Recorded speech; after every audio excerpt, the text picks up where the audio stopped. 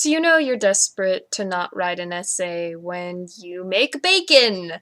Yes, I made bacon because I was hungry and because of reasons, because I'm procrastinating on this essay and actually kind of sort of a couple of other things I should be working on.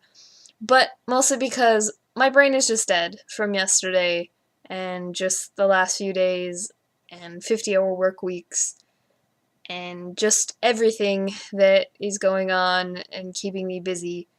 So I just kind of needed a mental brain break, which, isn't always going to be something that I'm going to have, and certainly probably won't have for a while.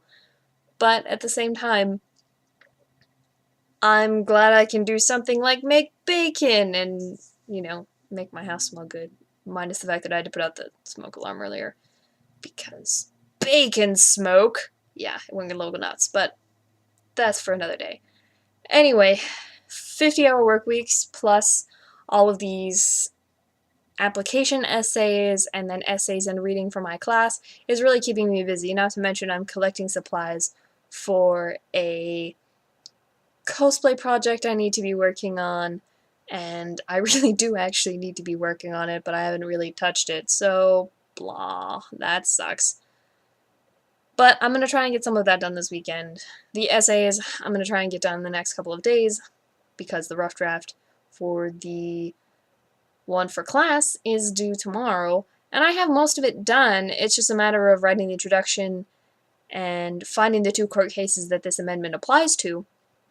So that's not too bad, because one of the most famous cases this amendment applies to is Roe v. Wade. And the other one I still need to find.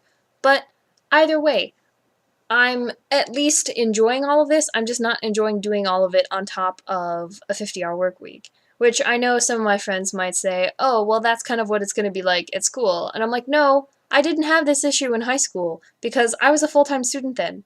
And it was much easier for me to come home from school and just sit and write and do homework than it was for me to come home from a 10-hour workday and to have to worry about bills and all those other things, and then to come home and do all of that, plus cook dinner and all of these other things that is just kind of all complex. And yeah, I still technically have to cook dinner when I'm at college, or find cook dinner, or whatever.